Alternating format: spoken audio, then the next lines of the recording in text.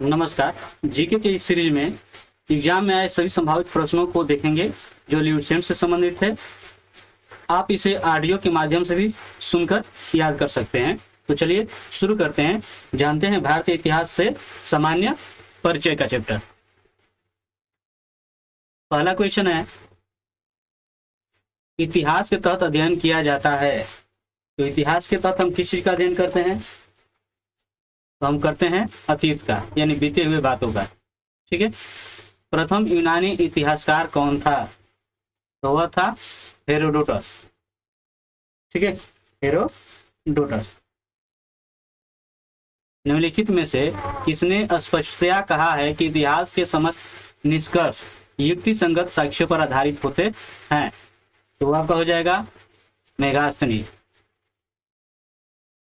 इतिहास के पिता की पदवी सही अर्थों में निम्न में से किससे संबंधित है? तो आपका हो जाएगा हेरोडोटस। इतिहास अपने को दोहराता है, यह किसका कथन है? तो वह हो जाएगा हीगेल का। हम इतिहास से यही सीखते हैं कि आदमी इतिहास से कभी कुछ नहीं सीखता है, यह कथन किसका है? तो वो हो जाएगा हीगेल। ठीक है।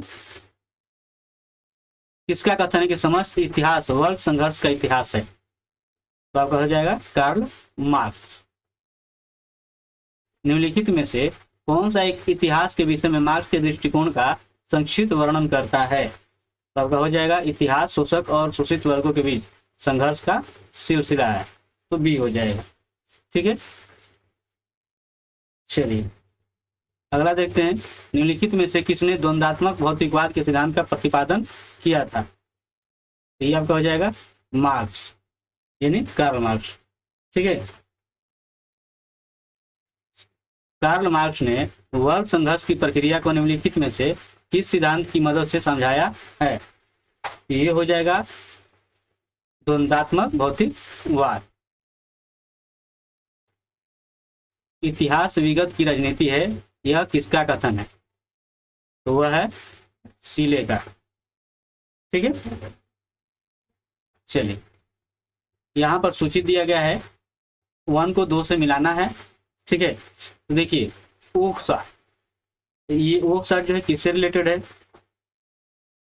तो ये आपका हो जाएगा सच ये है कि इतिहास में अतीत वर्तमान के साथ बदलता है, यानी कि तीसरा हो जाएगा।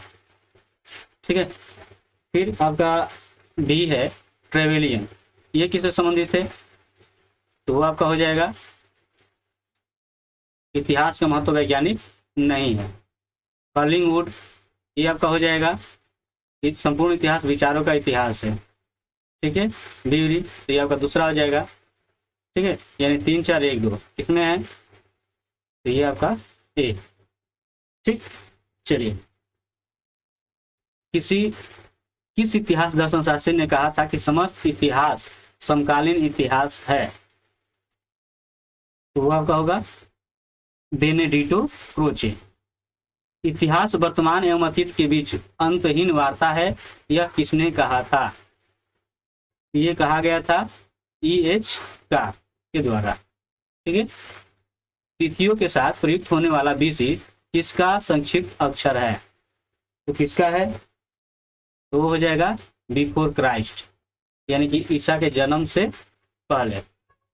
तिथियों के साथ प्रयुक्त होने वाले AD का पूर्ण रूप होता है, तो उसका होता है एनो डोमिनी। वर्ष 50 ईसा पूर्व, इसका मतलब क्या हो जाएगा? ये हो जाएगा कि वर्ष 150 ईसा पूर्व के बाद आता है। वर्ष 1015 ईस्वी किस शताब्दी में आता है? तो यहाँ पर क्या हो जाएगा? 11वीं शताब्दी में। सूची 1 और सूची 2 को सुमेलित करना है और सूचियों के नीचे दिए गए पुट का प्रयोग करते हुए सही उत्तर का चयन करता है। तो देखिए विक्रम संवत्सर, ये आपका क्या हो जाएगा? 58 ईसा पूर्व। ठीक है, यानी इसका चौथा। शक की बात करें वो शक संवत्सर, तो ये आपका हो जाएगा तीसरा। ठीक है। गुप्त संवत्सर, तो ये आपका हो जाएगा दूसरा। और कली, तो ये आपका यानी 4 3 2 है, ये वाला आपका आंसर हो जाएगा। ठीक है।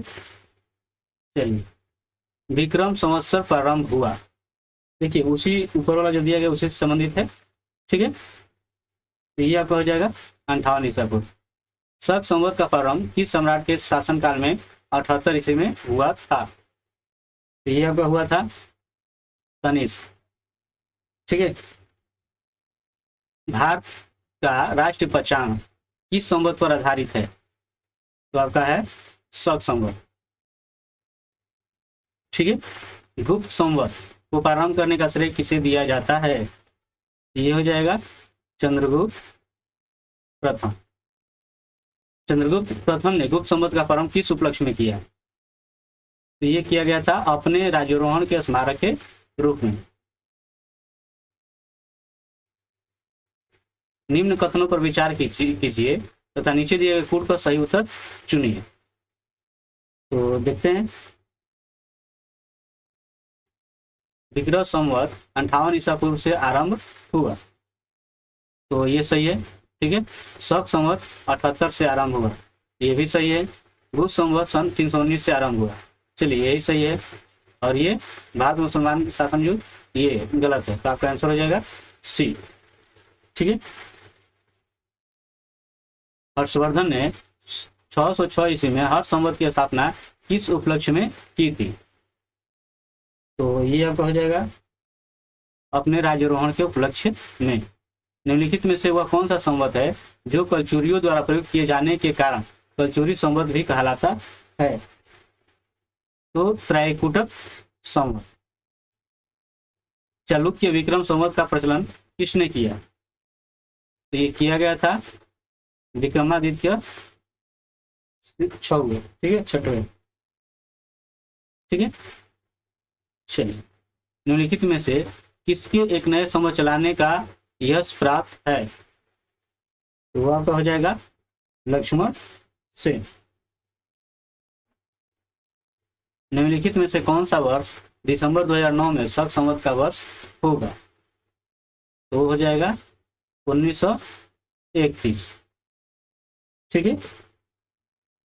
विक्रम संवत 2070 को ईस्वी संवत में स्थानांतरित करने पर मान होगा, तो कितना हो जाएगा? तो 2013। विक्रम एवं शक संवत के आरंभ के बीच कितने वर्षों का अंतर है? तो आपका हो जाएगा 135 वर्षों का, ठीक है। पुलकेशिन प्रथम का बादामी शिलालेख शक वर्ष 465 का दिनांकित है। यदि उसे विक्रम संवत में दिनांकित करना हो तो वर्ष होगा, तो आपको हो जाएगा 600, ठीक है। आपको इसमें 135 क्या कर देना है? जोड़ देना है। राजस्थान सरकार के कैलेंडर में विक्रम संवत 2063 लिखा हुआ है, तो शके संवत क्या होगा, यानी शक संवत में क्या होगा ये आपको बताना है। वो हो जाएगा इतना, ठीक है। आपको क्या करना है? तो इसमें 135 घटा देना, तेरा मतलब 5 घटेगा 8, 5 में 3 घटेगा 2, और ये आपका हो जाएगा 10 में 1 घटेगा 9, यानी 1928, ठीक है।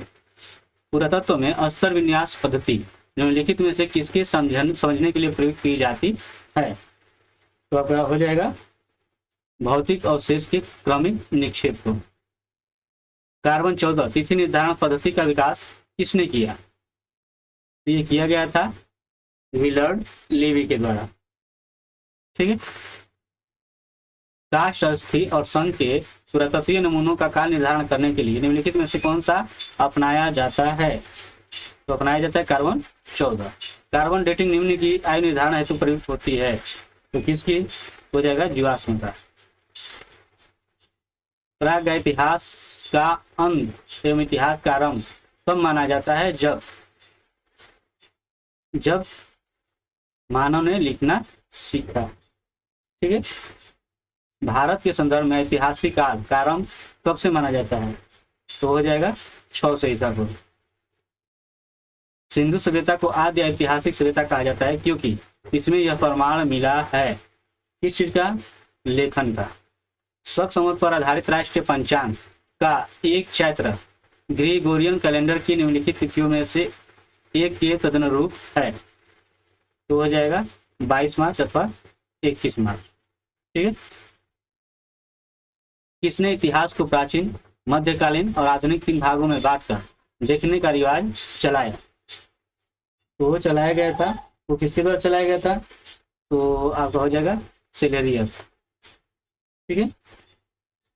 निम्नलिखित में से किसने गुप्त संवत के प्रारंभ के निर्धारण के संबंध में महत्वपूर्ण सूचना दी है? वो आपका हो जाएगा अल-बरूनी। ठीक है। ये रहा भारतीय इतिहास का सामान्य परिचय। ठीक है। तो मिलते हैं नेक्स्ट वीडियो में ऐतिहासिक स्रोत के साथ। तब तक के लिए धन्यवाद।